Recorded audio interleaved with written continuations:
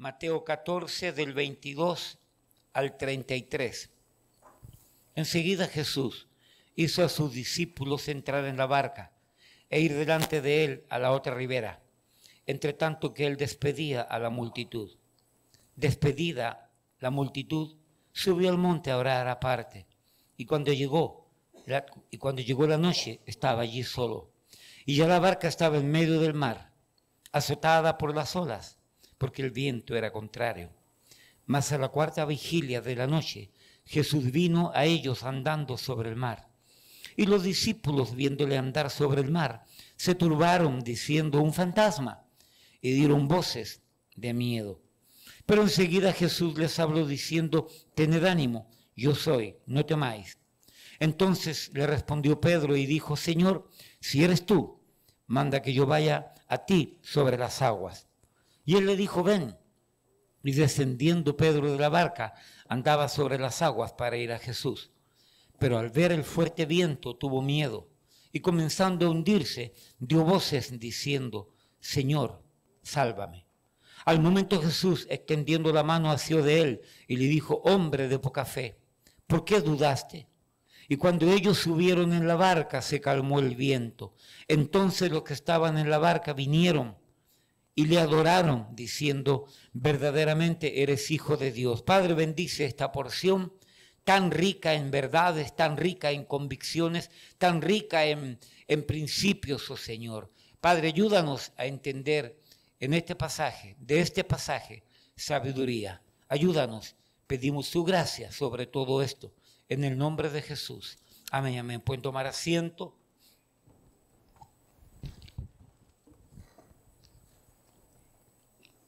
Aquí tenemos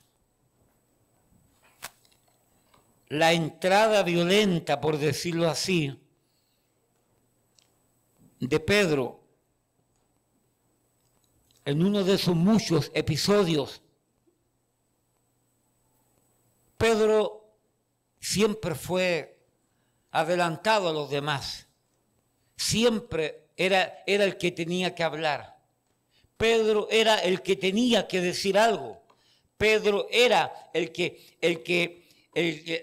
impulsivo, el arrebatado, el impetuoso. En un momento agarró una espada y le cortó la oreja dice al siervo del sacerdote, a uno de los judíos. ¿Ok? La verdad de las cosas es que Pedro era un acelerado. ¿Ok? Y es verdad todo esto, pero hubo algo que él hizo que requería de verdadera fe, que requería de verdadera decisión de hombre creyente, que requería de verdadera decisión de alguien que ya llevaba algún tiempo caminando con el Señor Jesús, lo cual debemos de aplaudírselo.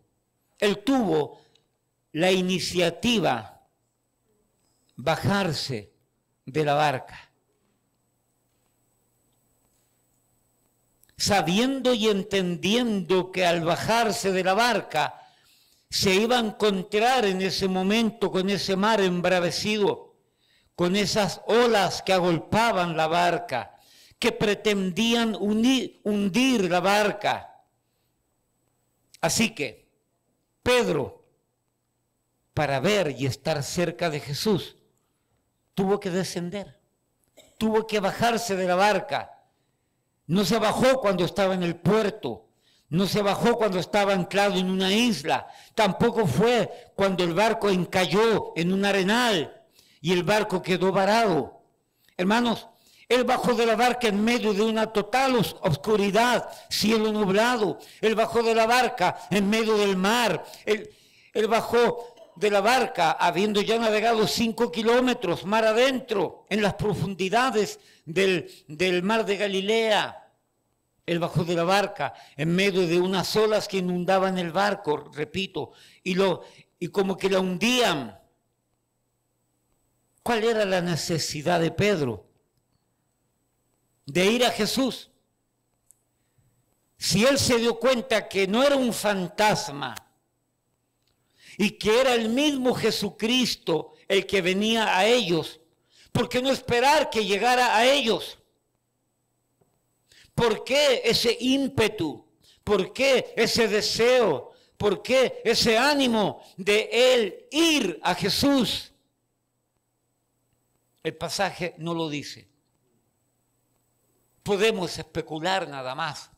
Repito, tormenta, 4 o 5 de la mañana, un viaje que posiblemente les tocaría 1 hora, 2 horas de viaje desde el lugar donde estaban con Cristo hacia Capernaum, porque Cristo en el versículo 22 les dijo: vayan al barco y súbanse y vayan al otro lado de la ribera, mientras yo despido a la gente, y después Cristo se fue a orar solo a la montaña.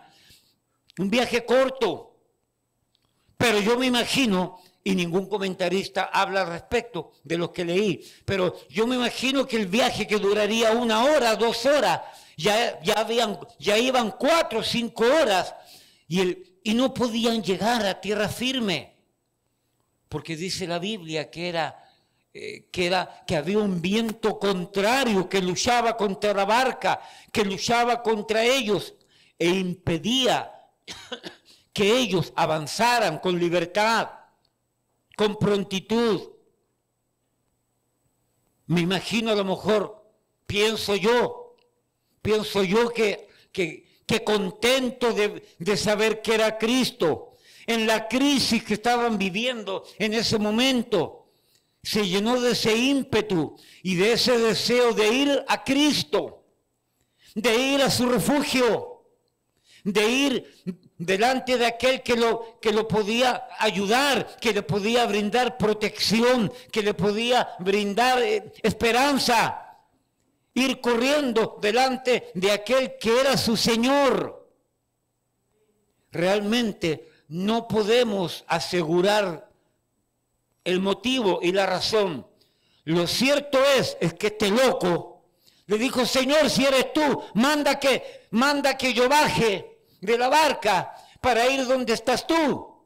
Y Cristo le dijo: ven, si quieres, ven.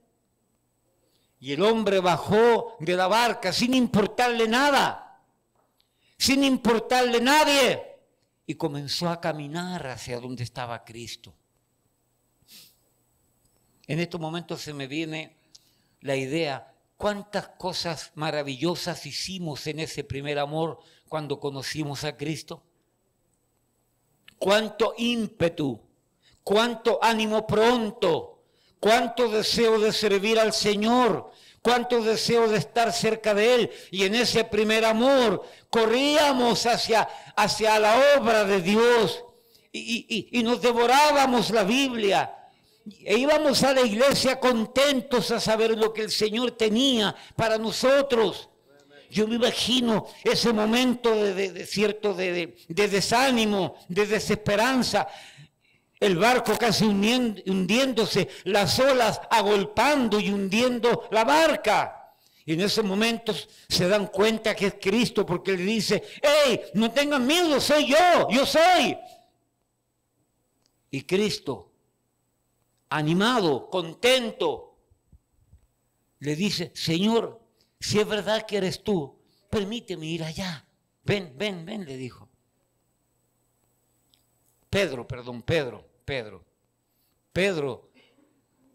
Señor, déjame ir allá. Y fue y caminó.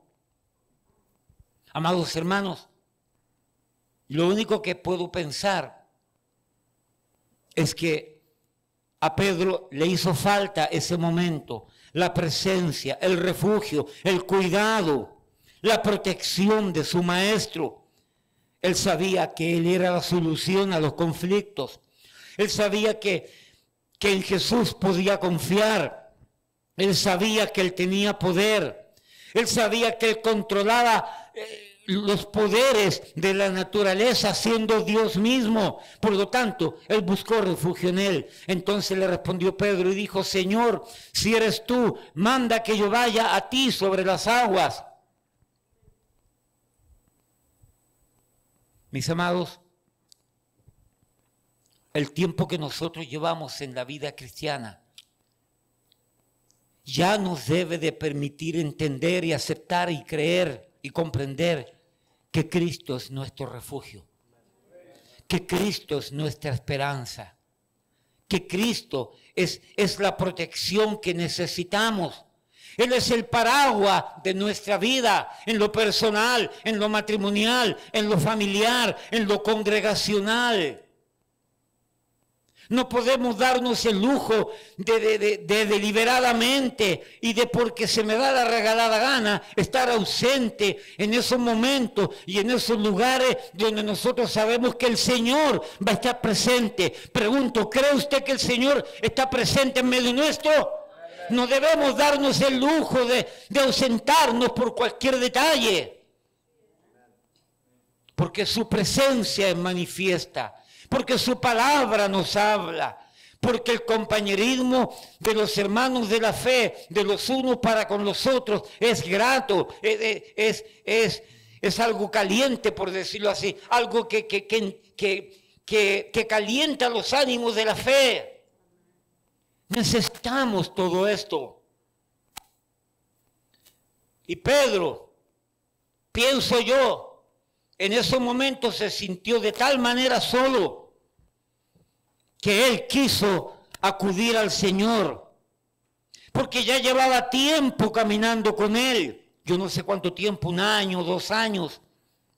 Hermanos, han de ocurrir eventos, situaciones y circunstancias en nuestra vida, pruebas difíciles, vientos contrarios, leves tribulaciones que nos van a quitar el sueño, nos van a quitar la paz, la tranquilidad, y que la única manera de poder confrontarlos, enfrentarlos, afrontarlos, sobrellevarlos, pasarlos y así evitar todo mal posible será por medio de ir, acudir, buscar y correr hacia nuestro refugio, es decir, correr, correr y correr hacia aquel que decimos creer, hacia aquel que decimos adorar, hacia aquel que decimos servir, seguir, obedecer.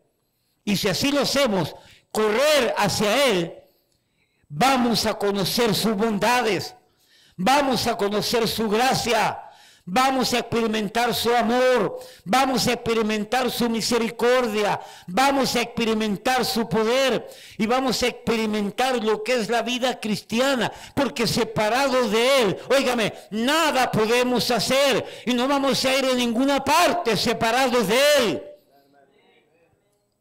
Pedro necesitó ir corriendo a encontrarse con su maestro, con su Señor. Y nótese, yo no sé cuánta distancia había, Pastor Jerry, entre Pedro, es decir, entre la barca y Cristo. Yo no sé cuánta distancia había, pero aunque fueran 2 metros, ¿quién es capaz de caminar sobre el agua 2 metros? Así que no es cuestión de la cantidad que caminó. Es cuestión simplemente que Pedro tuvo que bajarse de la barca y tuvo que poner sus pies sobre el agua y avanzar. Y la Biblia dice que caminó. Y la Biblia dice que avanzó. Obviamente hablando en el momento de ímpetu, en el momento de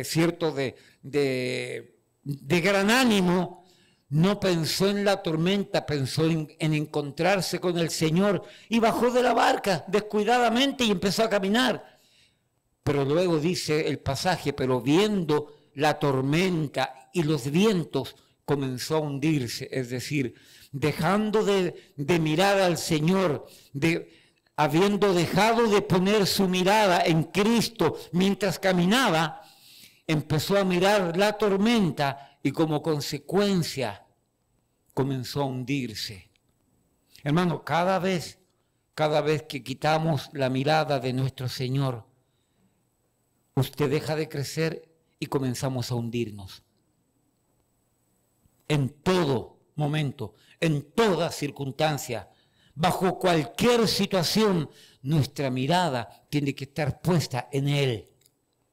Para mantenernos, para no hundirnos.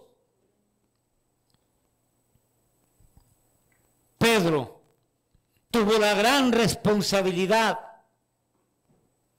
de que de descender del barco y comenzar a caminar. Pastor, entendemos lo que está tratando de decirnos, pero díganos por favor, ¿qué relación tiene todo esto con el bajarse de la barca? ¿Qué quiere decir con esto de bajarse de la barca? Hermano, todos nosotros hemos venido a Cristo y arrastramos del mundo y traemos de la calle una cantidad de cosas que si no aprendemos a canalizarlas en su justa dimensión y no aprendemos a quitarlas cuando corresponde, nos van a obstaculizar el llegar a la presencia del Señor constantemente, continuamente. Hermano, arrastramos ideas, arrastramos conceptos, arrastramos teorías, arrastramos filosofías, arrastramos ideologías, como se ve hoy día, arrastramos traumas, arrastramos frustraciones, arrastramos pecados, arrastramos malos recuerdos, arrastramos malas prácticas. Y todo esto, si no aprendemos a dejarlo de lado y bajarnos de esas barcas, nos van a impedir llegar al Señor. Porque Pedro no llegó a la presencia de Cristo y no caminó hacia Él, sino hasta cuando descendió de la barca. Permítame hacerle un resumen de todas las barcas, ya que mencioné algunas, de todas las barcas que yo encontré, sobre los cuales nosotros necesitamos salirnos de ella. Por ejemplo, está la barca de la incredulidad, la barca de la indiferencia, la barca de la dureza del corazón, la barca de las enseñanzas mundanales, la barca de la inactividad, la barca del orgullo, la barca de la inadaptabilidad, la barca de la ingratitud, la barca de la religiosidad, la barca del materialismo, la barca de la inteligencia, la barca de la inmoralidad, la barca del legalismo sutil, la barca de la inmadurez. Y puedo seguir mencionando barcas y barcas y barcas sobre las cuales estas cosas nos van a impedir ir constantemente a la presencia del Señor. Ahora permítame darle algunas ideas frente a esto antes de entrar a las barcas. Cristo le dijo, ven. Pregunto, ¿Cristo le dio permiso a Pedro para que caminara a él? Sí, el camino estaba expedito, el camino estaba abierto, el camino ya había sido preparado por el Señor en ese momento. Pedro lo único que tenía que hacer era, bajo su responsabilidad, bajo su iniciativa, bajo su diligencia, Pedro lo único que tenía que hacer era bajar del barco y empezar a caminar. ¿Correcto? ¿Para qué? Para llegar al privilegio de estar cerca de Jesús. Porque es un privilegio. Es un privilegio. No es algo que se compra. No es algo que ganamos. Es un privilegio caminar e ir a la presencia del Señor. Pero repito, pero de parte de Pedro estaba la responsabilidad de hacer su esfuerzo para llegar donde Cristo, para recibir el privilegio de estar con Él. Hermano, pastor, ¿qué está tratando de decir esto? La vida cristiana consta de privilegios y de responsabilidades. Pedro quiso tener el privilegio de caminar e ir a estar en la misma presencia del Señor Jesús. Amén. Pero para poder llegar a Él, tuvo que tener la iniciativa sobre su responsabilidad de bajar de la barca y caminar. Es decir, Él tuvo la iniciativa de la responsabilidad de bajar del barco e ir donde Cristo. Y cuando lo hizo, llegar a la presencia de Cristo. Amados, la vida cristiana, la fe, según la Biblia, según yo entiendo, según yo leo, consta de privilegios y consta de responsabilidades. Aquel que solamente quiere privilegios y no quiere responsabilidades es un malcriado, es un vago, es hijo de, como diríamos mundanalmente hablando, es hijo de riquito que todos se lo dan. Él no hace nada, él no trabaja nada, se levanta a la hora que quiere, hace lo que quiere, se junta con quien quiere, va donde quiere y va donde papá y le dice dame esto. Y papá va y se lo da, dame esto, papá va y se lo da. Pero no tiene responsabilidad, es un vago. A la larga va a sufrir la consecuencia. Aquel que solamente tiene responsabilidades y no tiene privilegios, es un esclavo. Porque los esclavos no tienen privilegios. No se visten como quieren, no van donde quieren, no comen lo que quieren y no comen cuando quieren y no duermen cuando quieren. No tienen privilegio. Los esclavos tienen responsabilidades nada más. La vida cristiana no se trata de vagos ni de esclavismo. La vida cristiana se trata de hijos de Dios, de creyentes, que tenemos privilegios sobre la base de las responsabilidades. Pero nadie quiere las responsabilidades. Todos queremos los privilegios. Nadie quiere ser indio. Todos quieren ser caciques. Hay que pagar un precio para recibir las bendiciones de Dios. La salvación es gratis, pero las bendiciones de Dios son por obras. Sí, recibimos bendiciones sin hacer nada, gratis, es verdad, pero muchas de las cosas que Dios permite o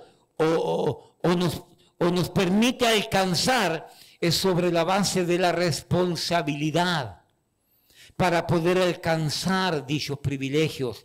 Repito, el apóstol Pedro tuvo la gran iniciativa de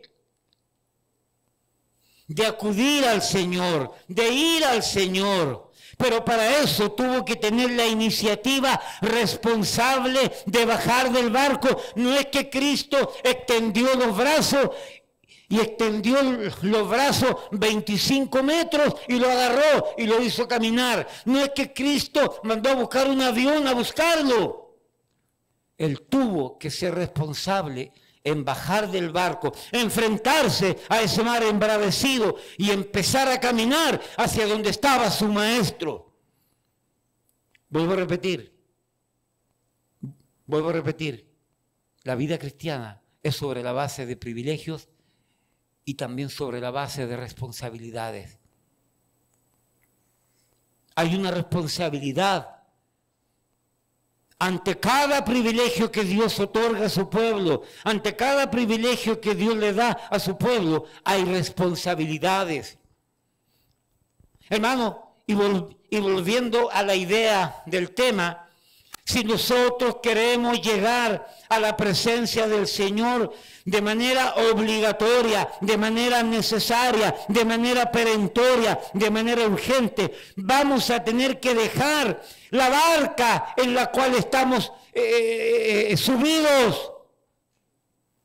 Porque esa barca nos impide llegar al Señor. nosotros tenemos que dejar de lado todos esos conceptos, todas esas ideas, todas esas tradiciones culturales, sociales, familiares, religiosas, para poder ir al Señor Jesucristo, para poder estar constantemente en su presencia. Busque por un momento allí Juan capítulo 11. Se lo voy a decir de una manera práctica que me viene a la mente aquí. Juan capítulo 11.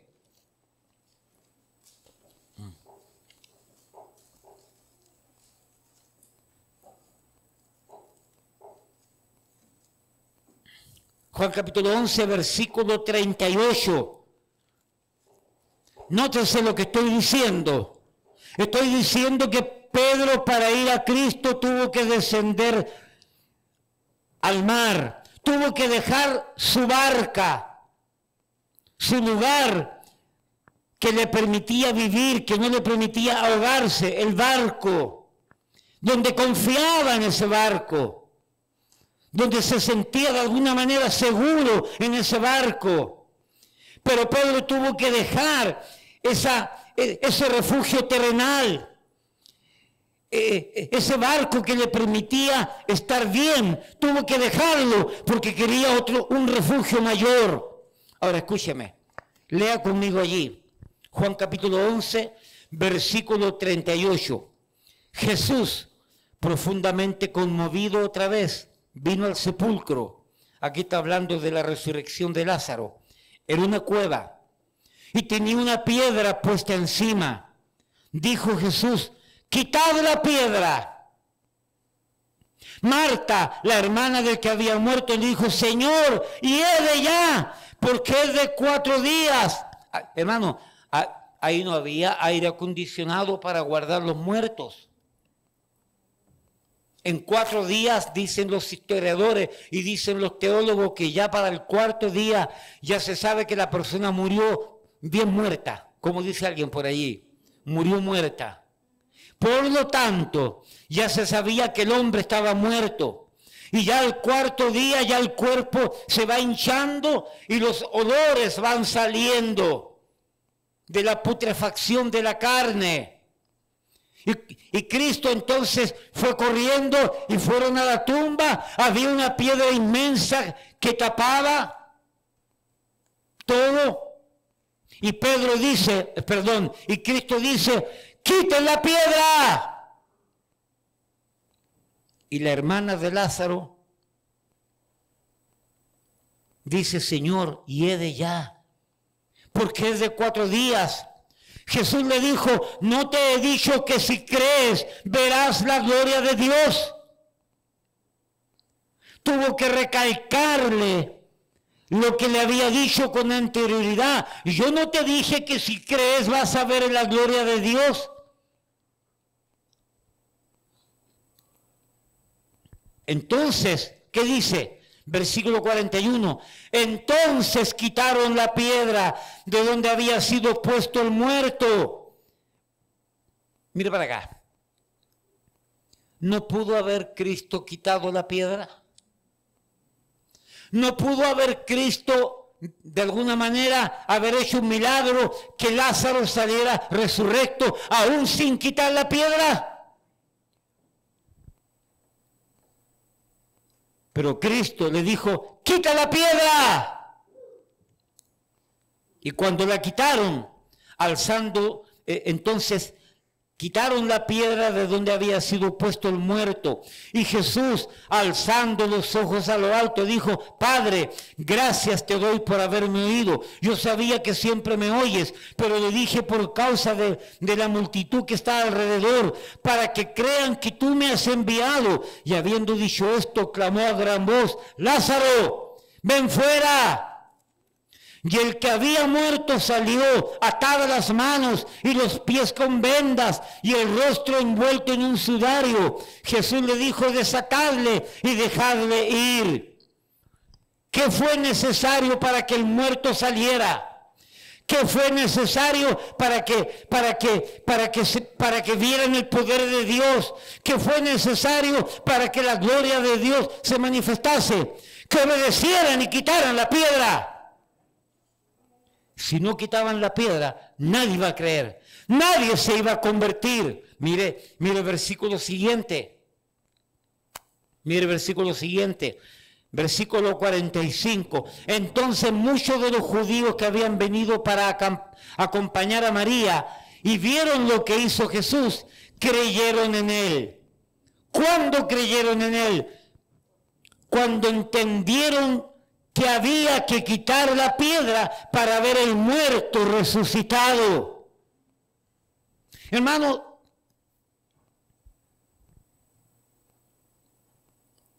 hay cosas que nos obstaculizan el camino para poder llegar al Señor. Hay cosas que están arraigadas dentro de nosotros, enraizadas dentro de nosotros, y tenemos que quitarlas. ¿Para qué? Para ir a la presencia del Señor, para gozar de la protección del Señor, para estar en el refugio que es el Señor. Cuando Israel, en Josué, no lo busque, ahí lo tengo escrito, pero cuando Israel iba a cruzar hacia la tierra prometida, el río Jordán, ¿qué fue lo que dijo Josué? Cuando los sacerdotes pongan los pies en el agua, en el río se va a abrir. Mientras los sacerdotes no marchaban, mientras los sacerdotes no avanzaban por fe, mientras los sacerdotes no caminaran hacia el río, y el pasaje dice que el río se desbordaba en esa época. Por lo tanto, había una gran inundación. Venían bajando cantidades de millones de galones de agua. Y en ese momento, Josué, en el nombre del Señor, le dice a los sacerdotes: tomen el arca, caminen hacia el río. Y cuando ellos pusieron el pie en el agua se abrió. El agua no se hubiera quitado, el río no se hubiera abierto y el río no se hubiera secado en ese momento si ellos no toman la iniciativa de caminar y avanzar hacia la prueba. ¿Qué es lo que estamos tratando de decir? Amados hermanos, hay muchas cosas, hay muchos privilegios y hay muchas bendiciones que Dios quiere darnos, que quiere entregarnos, pero existe una parte que es responsabilidad nuestra, lo cual nosotros tenemos que hacer nuestra parte. Es una obra sinergista, Pastor Jerry. Una obra sinergista donde el hombre hace una parte y Dios responde para bendecir lo que el hombre hace. No estoy hablando de la salvación. La salvación no es una obra en combinación entre el hombre y Dios. La salvación es monergista. Monergista, es decir, la obra completa es de Dios. Solamente uno cree y punto. Responde al llamado por la gracia de Dios. Pero cuando se trata de nuestro caminar diario, cuando se trata de nuestra experiencia cristiana, cuando se trata de nuestro deambular diariamente con el Señor y enfrentarnos a vicisitudes y enfrentarnos a pruebas y enfrentarnos a leves tribulaciones, hermano, implica que nosotros tenemos que vivir de tal manera que somos responsables de dar pasos de fe para poder estar en la presencia del Señor. Pasos de fe. Es decir, tenemos que cumplir nuestras responsabilidades. El río Jordán se abrió. Los muros de Jericó no hubieran caído y no se hubieran derrumbado y no hubieran conquistado la gran Jericó si el pueblo de Israel no camina durante 6 días una vuelta alrededor de la ciudad, todo el ejército preparados para la guerra. Y el séptimo día iban a dar 7 veces vuelta. Es decir, que en total hicieron 13 veces vuelta alrededor de la ciudad. Y cuando ellos completaron la 13ª vuelta alrededor de la ciudad, ellos tenían que gritar. Ellos tenían que gritar. Y entonces al gritar, que era un grito de victoria y de triunfo, entonces Dios iba a mandar fuego del cielo, un gran terremoto, y las paredes iban a caer. Efectivamente, cuando el pueblo gritó, porque creyeron, pero tuvieron la responsabilidad de caminar alrededor, y después de caminar tuvieron la responsabilidad de gritar, dar un grito de victoria. Entonces Dios hizo su parte. Hermano, hay muchas metodologías y estrategias que para el hombre son ridículas, pero para Dios no son ridículas. Y para el creyente no pueden ser ridículas. Ese versículo donde el apóstol Pablo dice, más bienaventurado es dar que recibir, por ejemplo. ¿Cómo es eso que vamos a ser bienaventurados dando? ¿Ok? No, yo no voy a dar, lo mío lo guardo para mí. No, bajo cualquier circunstancia lo mío se guarda, y si no lo guardo no voy a ser bienaventurado. Y Dios dice, no, espérate, bienaventurado es, hay más bienaventuranza en dar que recibir, que aguantarse.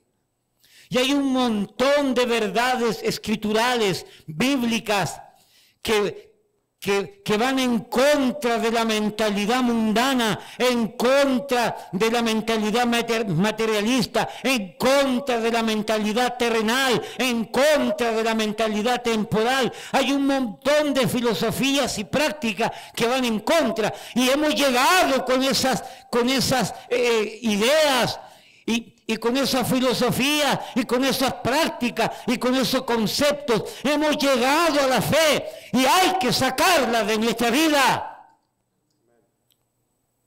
porque no nos van a permitir ver la gloria de Dios, no nos van a permitir conocer el poder de Dios, no nos van a permitir experimentar el amor de Dios.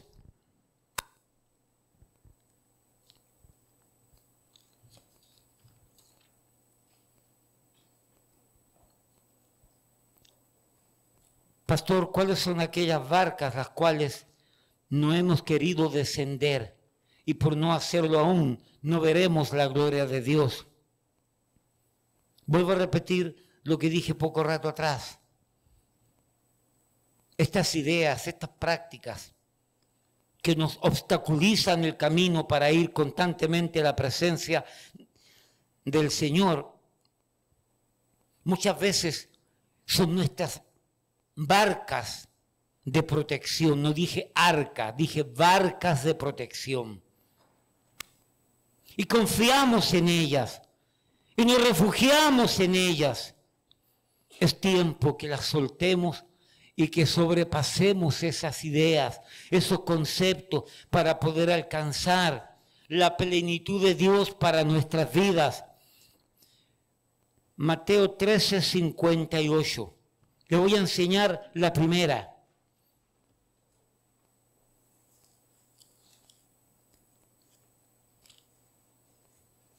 Mateo 13.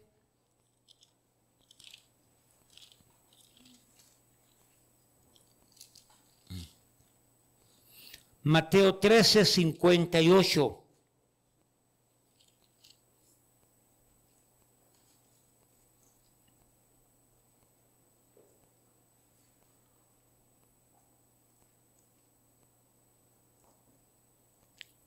Aquí Cristo fue a Nazaret, a la tierra, de donde Él era muy conocido. De ahí procedía Él, ahí creció Él. El versículo 55 dice, ¿no es este el hijo del carpintero? ¿No se llama su madre María y sus hermanos Jacobo, José, Simón y Judas? ¿No están todas sus hermanas con nosotros? ¿De dónde pues tiene todas estas cosas? Y se escandalizaban de Él. Pero Jesús les dijo, no hay profeta sin honra, sino en su propia tierra y en su casa. Y no hizo allí muchos milagros a causa de la incredulidad de ellos. La primera barca sobre la cual usted y yo tenemos que bajarnos es sobre la barca, tenemos que bajarnos de la barca de la incredulidad. Es decir, no creemos. Creemos en otras cosas, pero no creemos en lo que tenemos que creer. Y por no creer en el Señor delante de Dios, somos llamados incrédulos. La Biblia dice que Cristo no pudo hacer muchos milagros allí por causa de la incredulidad de ellos. ¿Es verdad que usted cree en Cristo? ¿Es verdad que usted cree en que Cristo es el Hijo de Dios? ¿Es verdad que usted cree en las palabras de Cristo, en los milagros de Cristo, en las advertencias de Cristo, en las sentencias de Cristo? ¿Es verdad que creemos en las historias de la Biblia como hechos reales? ¿Es verdad que creemos que un hombre se tragó un pez grande? ¿No será al revés? ¿Es verdad que creemos que un pez grande se tragó un hombre? ¿Lo creemos? ¿Creemos que Dios creó los cielos y la tierra? Estos muchachos que van a la escuela y les enseñan evolución por creación, jovencitos, el mundo que usted vive y todo lo que ve y todo lo que existe, ¿fue creación o fue evolución? Porque desde pequeños nos están bombardeando en la escuela con una cantidad de información incorrecta, mundanal, infernal, satánica, donde le enseñan a los muchachos que venimos del mono, que venimos de los animales. Bueno, no me extraña no me extraña entonces de la manera que se comportan a veces. Pero somos creación, no somos evolución. Creemos en este libro maravilloso, creemos en la existencia de Dios, creemos en el poder del Espíritu Santo, creemos en que la sangre de Cristo perdona pecado, creemos en que Él viene por segunda vez, creemos que viene un tiempo de gran tribulación, creemos que Cristo va a levantar su iglesia en cualquier momento. La Biblia dice que Cristo no pudo hacer muchos milagros allí por causa de la incredulidad. La incredulidad produce incertidumbre, duda, ceguera espiritual. La incredulidad es el mayor de los pecados que impide al ser humano acudir a Cristo para recibir el perdón de pecados, regeneración espiritual, nuevo nacimiento, por ende la justificación y salvación eterna que Dios el Padre ofrece en Cristo Jesús. De igual forma, la incredulidad es el mayor de los pecados que como creyentes guardamos, tenemos y que nos imposibilita ver la gloria de Dios. Mire lo que dice Marcos 9:23, Marcos 9, que nos imposibilita experimentar, conocer la gloria de Dios, los milagros de Dios, el poder de Dios, el amor de Dios. Marcos 9:23.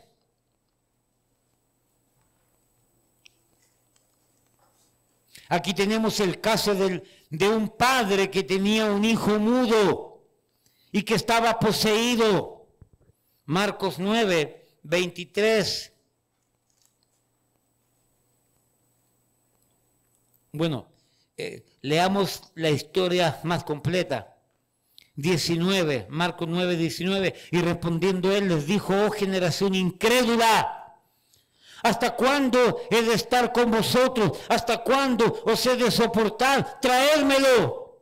Y se lo trajeron, y cuando el espíritu vio a Jesús, sacudió con violencia al muchacho, quien cayendo en tierra se revolcaba, echando espumarajos. Jesús preguntó al padre: ¿cuánto tiempo hace que le sucede esto? Y él dijo: desde niño. Y muchas veces le echan el fuego y en el agua para matarle. Pero si puedes hacer algo, ten misericordia de nosotros y ayúdanos. Jesús le dijo, si puedes creer, al que cree todo lo es posible. Inmediatamente el padre del muchacho y dijo, creo. Y mira lo que dice ahora, ayuda a mi incredulidad. Y cuando Jesús vio que la multitud se agolpaba, reprendió al espíritu inmundo, diciéndole, espíritu mudo y sordo, yo te mando, sal de él y no entres más en él. Entonces el espíritu, clamando y sacudiéndole con violencia, salió. Y él quedó como muerto, de modo que muchos decían, está muerto. Pero Jesús, tomándole de la mano, le enderezó y se levantó. Creo, ayúdame, incredulidad. Hermano, uno de los grandes pecados del pueblo cristiano es la incredulidad. Ahora permítame decirle esto. No estoy hablando que andemos mirando, que andemos buscando experiencias, sobrenaturales, experiencias emocionalistas, experiencias sensacionalistas. No estoy hablando de eso. Estoy hablando que Dios salva. Estoy hablando que Dios sana. Estoy hablando que Dios es real. Estoy hablando que Dios puede convertir a tu esposo, a tu esposa, a tus hijos. ¡Créelo! ¿Acaso no es la voluntad de Dios que todos seamos salvos y que vengamos al conocimiento de la verdad? Y si aprendemos a caminar en la voluntad de Dios, oraremos y pediremos a Dios de acuerdo a su voluntad, porque estamos viviendo su voluntad. Muchas veces oramos incorrectamente. ¿Por qué oramos incorrectamente? Porque al no estar en el centro de la voluntad de Dios, no tenemos capacidad para orar de acuerdo a la voluntad de Dios. Pero cuando caminamos en la voluntad de Dios, en esa voluntad nosotros pedimos y pedimos de acuerdo a su voluntad y Él nos oye. La incredulidad es uno de los factores latentes. Y hay que bajarnos de la barca de la incredulidad, porque nos hace daño, porque no nos permite ver la gloria de Dios. Y vuelvo a repetir, lo estoy diciendo en el buen sentido de la palabra, Efesios capítulo 4.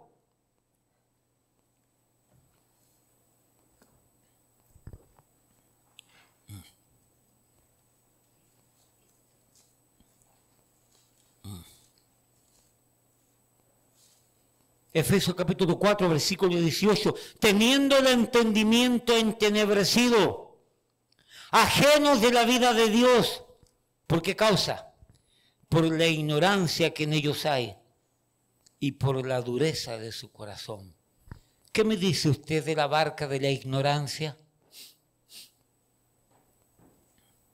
¿Se ha puesto a pensar que habemos muchos que navegamos en nuestra vida cristiana sobre la base de la barca de la ignorancia?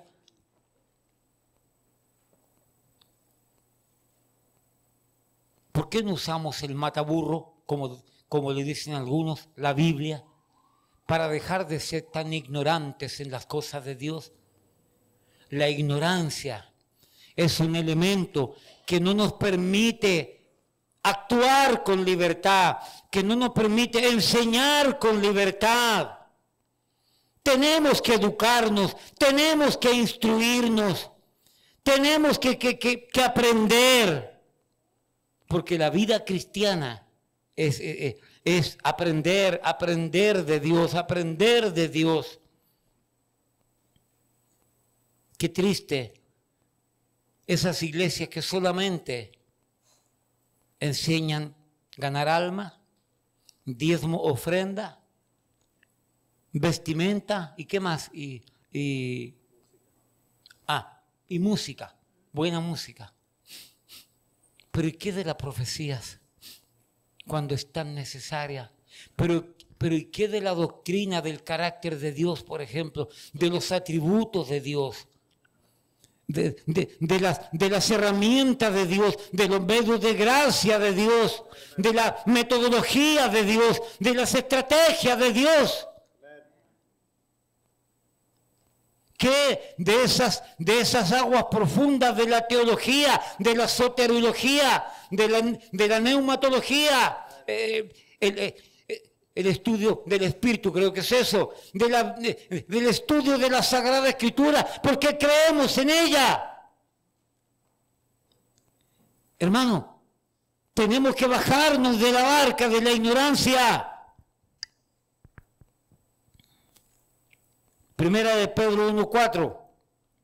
Primera de Pedro 1:4, hablando sobre esta ignorancia.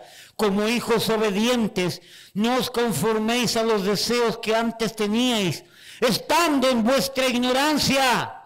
La ignorancia y la ignorancia da como resultado deseos equivocados, afectos equivocados, emociones equivocadas, porque somos ignorantes de la verdad de Dios.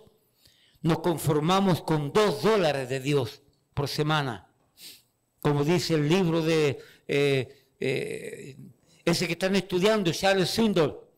Nos conformamos con $2 de Dios por semana. O simplemente nos conformamos con 2 o 3 horas de Dios por semana. No leemos la Biblia. No buscamos más información, no nos interesa más allá. No, eso para el pastor. El pastor tiene que estudiar esas cosas. Y usted, para hablar, para testificar, para que sus convicciones crezcan. Déjeme decirle algo, si hay algo que hace crecer la fe, es el estudiar las profecías bíblicas. Eso fortalece la fe. Si hay algo que nos enseña a nosotros a aprender a confiar en Dios, son conocer los atributos de Dios, el carácter de Dios.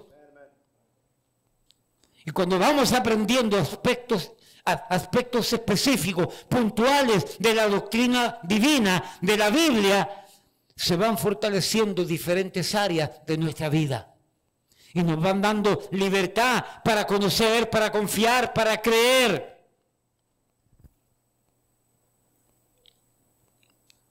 No os conforméis a los deseos que antes teníais. ¿Por qué los teníais? Porque estábamos en ignorancia. Proverbios 12:1, mire lo que dice. Proverbios 12:1. El que ama la instrucción, ama la sabiduría. Mas el que aborrece la reprensión es ignorante. A nadie le gusta que nos reprendan. ¿A quién le gusta que lo reprendan? A ver, ¿a quién le gusta? Pero es ignorante aquel que cree que la reprensión no sirve y que no vale la pena, o que se enoja porque lo reprenden. El único que merece no ser reprendido es aquel que hace todas las cosas bien, siempre. Levante la mano, ¿quién hace las cosas bien aquí? Siempre.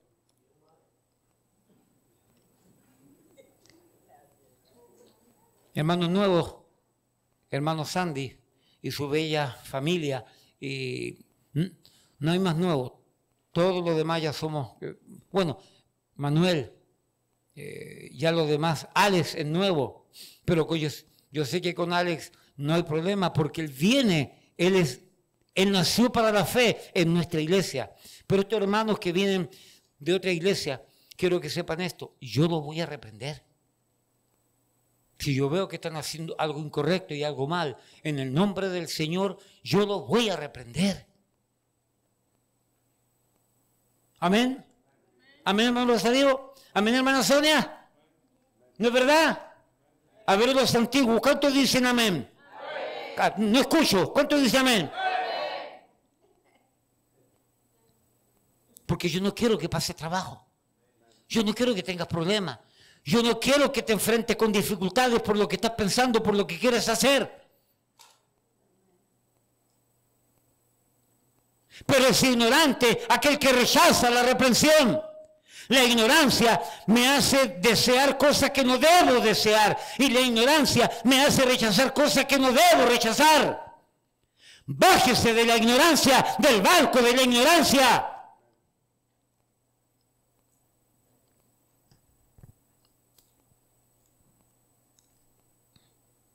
Ahora, por supuesto, yo no ando buscando errores para andar reprendiendo, bajo ningún punto de vista. No tengo problema en reprender, Pastor Jerry lo sabe. Y he aprendido con los años. He aprendido. Pastor Jerry me ha visto sutilmente reprender. Pero es ignorante aquel que lo rechaza. Es ignorante aquel que rechaza consejo sabiendo que lo necesita. Es ignorante, soberbio, rebelde, aquel que pretende rechazar exhortaciones, consejo, sabiduría. El orgullo juega un papel determinante en esta gente. Bájese de la barca del orgullo, aprovechamos de decirlo. Por eso dice Hechos 17:30, pero Dios, habiendo pasado por alto los tiempos de esta ignorancia, ahora manda a todos los hombres en todo lugar que se arrepientan ¿de qué? De esta ignorancia. Por cuanto ha establecido un día en el cual juzgará al mundo con justicia por aquel varón a quien designó, dando fe a todos con haberle levantado de los muertos. La barca de la incredulidad, la barca de la ignorancia. El mismo pasaje de Efesios capítulo 4, versículo 18, dice, por la dureza de vuestro corazón, somos ignorantes por la dureza de nuestro corazón. Hermano, y la dureza de nuestro corazón, cuando se habla corazón en la Biblia, muchas veces se refiere a la mente, a la voluntad. La barca del corazón duro. Pero ¿qué provoca todo esto? Colosenses capítulo 2. ¿Qué provoca la incredulidad en nosotros? ¿Qué provoca la ignorancia en nosotros? ¿Qué provoca la dureza del corazón en nosotros? ¿Qué lo provoca? ¿Qué me dice de la barca de las enseñanzas mundanales? Y con este punto termino. Colosenses capítulo 2. Hermano, y ya le mencioné la cantidad de barcas increíbles. Y en otra oportunidad seguiré dando otras. Colosenses capítulo 2, versículo 8. Mira lo que dice. Mirad que nadie os engañe. ¿Por medio de qué? Por medio de filosofías y huecas sutilezas, según las tradiciones de los hombres, conforme a los rudimentos del mundo y no según Cristo. Porque en Él, es decir, en Cristo, habita corporalmente toda la plenitud de la deidad, y vosotros estáis completos en Él, que es la cabeza de todo principado y potestad. Hermanos, ya no necesitamos estas filosofías, estas huecas sutilezas según las tradiciones de los hombres, conforme a los rudimentos del mundo, de acuerdo al mundo. Lo que necesitamos es Cristo. Ya usted vino a Cristo, llénese de Cristo. Coma Cristo, aliméntese de Cristo, desayune Cristo, almuerce Cristo, coma Cristo, duerma con Cristo, sueñe con Cristo, váyase con Cristo. Y pero, como decíamos, ¿pero qué provoca esta tendencia de la incredulidad en nosotros? Esta tendencia de la ignorancia en nosotros, ¿qué provoca esta tendencia del corazón duro? Las sutilezas y las filosofías que el mundo ha entrado en nuestra cabeza. ¿Oyó bien? Las porquerías y el veneno que ha entrado en nuestra cabeza. Y tanto libro que leímos en la vida, ¿de qué nos ha servido? Repito y pregunto, ¿de qué nos han servido tantos libros?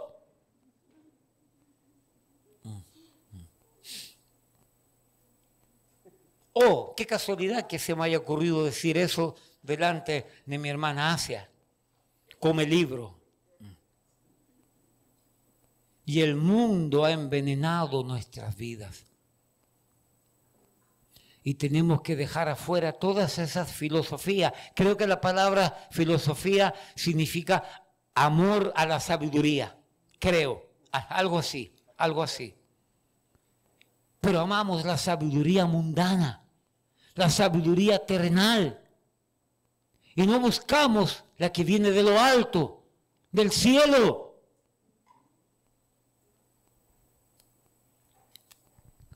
Todo lo que el mundo ha inyectado en nosotros ha creado incredulidad, ha creado ignorancia, ha creado dureza del corazón.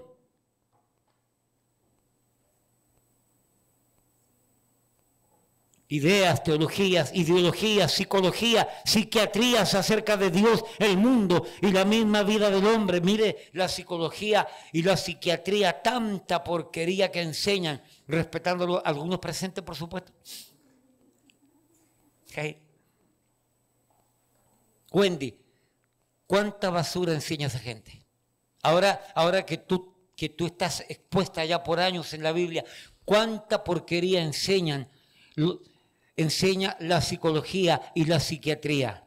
¿Y cuántos mecanismos de recuperación y de ayuda, no solamente obsoletos, no solamente temporales y triviales, sino nefastos para el propio ser humano? ¿Sabe lo que hacían antes? ¿Cuántos han leído cuáles eran los procedimientos psiquiátricos que existían por allá por los años 1900? ¿Cuántos han leído? Mire, yo comencé a leer y no pude seguir leyendo. Vivos les enterraban cosas en el cerebro, para cortar algunas partes del cerebro, vivos. Los famosos psiquiatras. Por eso es que la psiquiatría no fue reconocida por la comunidad médica mundial, sino hasta muchos años después, y pagando mucho dinero. Óyeme, pagando mucho dinero, porque la psiquiatría no tiene nada que ver con una ciencia reconocida por Dios. La psicología tampoco. Sandy, ¿sabes por qué han aparecido tantos psicólogos? ¿Sabes por qué? Porque los pastores hemos dejado de aconsejar y hemos dejado de enseñar. Entonces se han tenido que levantar un montón de psicólogos en todo el mundo para ayudar a la gente. La mejor psicología, la mejor ayuda de la mente, del ser humano y del alma es la Biblia. Es la palabra de Dios. Bájese de la barca de la incredulidad. Bájese de la barca de la ignorancia. Bájese de la barca de las filosofías y huecas sutilezas de la vida, según las tradiciones de los hombres y no conforme a Cristo. Y aprenda a experimentar lo que es el acudir a Cristo, el acudir a la presencia de Él, puestos en pie. Gracias, Padre, por este tiempo. Gracias, Padre, por su palabra. Gracias, Padre, porque ella nos permite aprender y nos permite visualizar el problema que enfrentamos, sobre lo cual es nuestra responsabilidad. Ayúdanos a entender sabiduría, ayúdanos a poner en práctica, ayúdanos a darnos cuenta cuáles son esas barcas sobre las cuales estamos viviendo y tenemos que descender para ir a tu presencia, oh Señor. Bendice tu palabra en el nombre de Jesús. Amén, amén.